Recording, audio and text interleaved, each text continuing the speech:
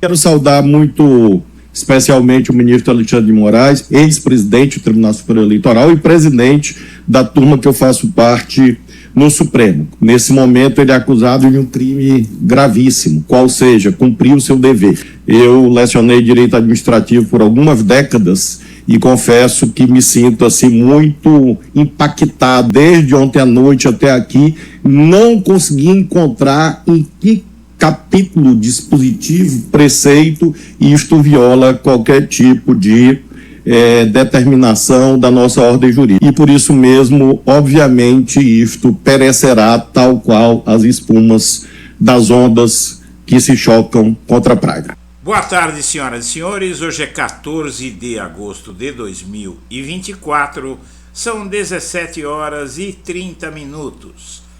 A aliança entre o jornal Folha de São Paulo e a extrema-direita brasileira esperava intimidar Alexandre de Moraes, mas o que conseguiu foi exatamente o contrário.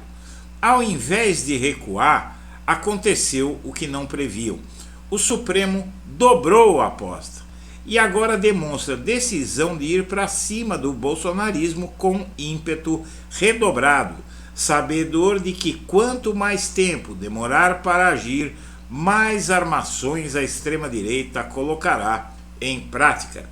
As medidas contra bolsonaristas foram tomadas tanto como um recado aos golpistas, à família e ao chefe do clã, quanto aos agentes externos, à mídia cuja relação estranhíssima com esse episódio será explicada na próxima edição também. O fato é um só: não existe absolutamente nenhuma ilegalidade nas ações do ministro. O que foi apontado é um monte de interpretações que estão sendo usadas politicamente pela oposição, a qual não quer o impeachment de Moraes coisa nenhuma, porque não sabe quem Lula colocaria no lugar dele se Moraes fosse derrubado. A oposição quer apenas dar uma justificativa para o eleitorado, porque sabe que Bolsonaro vai ser denunciado pela PGR no meio da eleição deste ano. Diante de tudo isso, o que essa aliança espúria entre a mídia e a extrema-direita conseguiu foi acelerar os processos contra Bolsonaro e companhia. Quem acha que o processo de Bolsonaro e da turma dele está demorando, portanto, pode comemorar. Agora, graças à Folha de São Paulo e sua farsa, tudo andará mais rápido. Antes de prosseguir, eu quero pedir a você que acompanha o blog da Cidadania que se inscreva no canal, deixe seu like e compartilhe esse vídeo. Foi difícil para a mídia de conseguir conter a enxurrada de juristas que disseram que a matéria da Folha de São Paulo não passa de vento.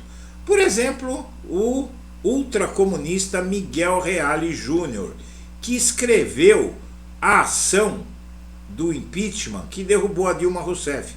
Esse aqui foi o sujeito que ajudou a derrubar Dilma Rousseff, Miguel Reale Júnior. E ele disse o seguinte: o Alexandre de Moraes não inventou fato nenhum.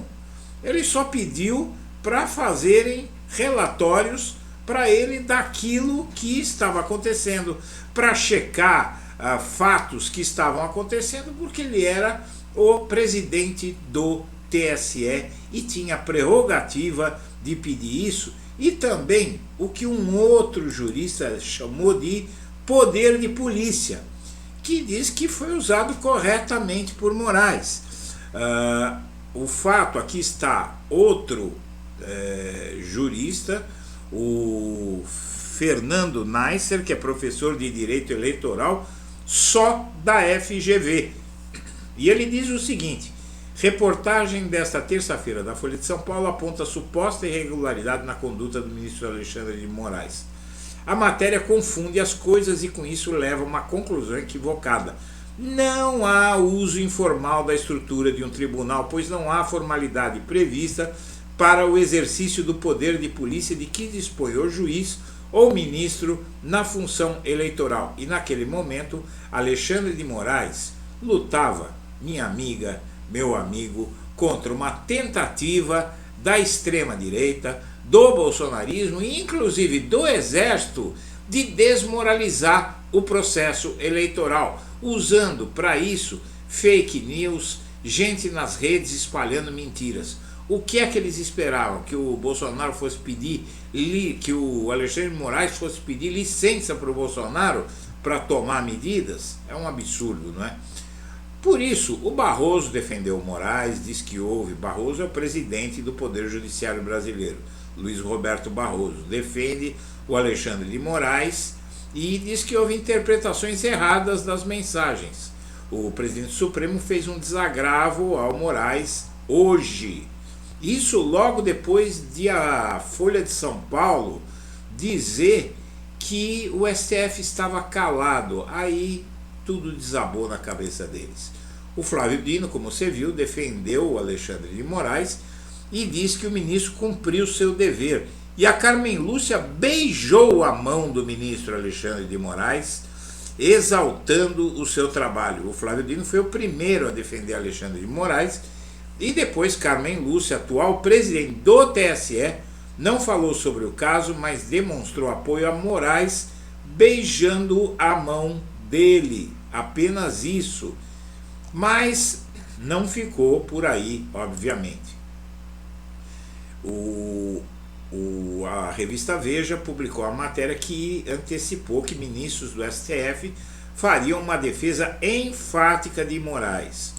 Pouco depois, os ministros do STF se uniram em desagravo a Alexandre de Moraes, chamando tudo o que aconteceu de tempestade fictícia. Luiz Roberto Barroso, presidente do Supremo, e o ministro Gilmar Mendes, decano da Corte, defenderam o ministro Alexandre de Moraes após a reportagem do jornal Folha de São Paulo apontar o uso da estrutura do TSE para produzir relatórios e levantar informações para investigações do STF. O que aconteceu? O Barroso usou a sessão para apontar o que ele chamou de equívocos da reportagem. Na vida, às vezes existem tempestades reais e às vezes existem tempestades fictícias. Ou seja, o presidente do STF diz que o jornal Folha de São Paulo criou uma tempestade de mentirinha. Aliados de Lula também falaram em tentativa do jornal Folha de São Paulo de apagar o 8 de janeiro e rechaçaram a comparação entre Moraes a Moro, uma comparação absurda. O advogado-geral da União, Jorge Messias, defendeu Alexandre de Moraes pela sua conduta honesta. O Alckmin, vice-presidente da República, de quem o Alexandre de Moraes foi secretário, inclusive secretário de Segurança, e integrantes do governo federal defenderam Moraes por seu rigor ético absoluto. Mas se você acha que ficou por aí, está enganado. O que acontece? O Alexandre de Moraes e o STF dobraram a aposta. E no mesmo dia, ou melhor, no day after, no dia seguinte ao ataque do jornal, que agora parece ter aderido mesmo à extrema-direita, e eu vou mostrar por que na próxima edição, o Alexandre de Moraes decretou novas prisões de bolsonaristas foragidos no exterior. A Polícia Federal fez nova operação para cumprir ordens de Alexandre de Moraes contra Lando Santos e Oswaldo Eustáquio, dois foragidos da Justiça brasileira e que participaram da tentativa de desmoralizar o sistema eleitoral em favor de Bolsonaro. O Alexandre de Moraes mandou prender esses blogueiros bolsonaristas numa ação que mira o Marcos Doval. E a Polícia Federal foi buscar o passaporte dele em operação sob obstrução de investigações que mira também blogueiros bolsonaristas, porque esse sujeito ontem fez um ato, cometeu um ato aí de psicose contra o Alexandre de Moraes, postando um meme do Alexandre de Moraes como um homem forte, seminu, que oprimia a ele mesmo, ao tal Marcos Duval, dentro de uma gaiolinha. Alguns falaram, a revista Veja disse que parecia um fetiche desse sujeito aí. A Polícia Federal, inclusive, acusou hoje esse Marcos Duval de cometer crime de corrupção de menores. O parlamentar está entre os investigados de operação que pede nova prisão dos blogueiros Alan dos Santos e Oswaldo Eustáquio. O senador Marcos Duval é um dos investigados no âmbito de operação da Polícia Federal que pediu novamente a prisão dos blogueiros Alan dos Santos e Oswaldo Eustáquio. Na representação policial levada ao Supremo, os investigadores relataram que Marcos Duval expôs a imagem de um delegado que atua no caso e promoveu publicações de exposição, intimidação, inclusive envolvendo gravação de menores de 12 anos de idade, reproduzindo as afirmações feitas por ambos. A Polícia Federal aponta que com a ação parlamentar comete crime de corrupção de menores. Você vê que o Moraes dobrou e depois triplicou a aposta. E apesar da pressão dos bolsonaristas, o Pacheco foi previsto pelo jornal o Globo que iria segurar o impeachment de Alexandre de Moraes, e foi bem o que aconteceu. Logo em seguida, o Pacheco declarou, Pacheco é o presidente do Senado Federal, Rodrigo Pacheco, presidente do Congresso também, diz que não vê clima para o impeachment de Moraes no Senado após revelação de mensagens. E o Alexandre de Moraes, na verdade, ele é campeão de pedidos de impeachment no Senado, não é? O Alexandre de Moraes está muito acostumado com todo tipo de ataque. Não é o primeiro, não vai ser o último. A única novidade nesse ataque é que teve a cumplicidade de um grande órgão de imprensa, que inclusive foi muito atacado por Bolsonaro e pelo bolsonarismo, mas que mudou de postura por uma razão que eu volto a falar da próxima edição. Fique de olho, vai entrar no ar às 7 horas e 30 minutos. 19 horas e 30 minutos.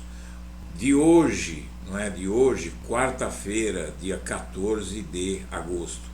O Moraes diz que não se preocupa e que alvos reiteravam condutas criminosas. Não está preocupado, vai continuar agindo, não é?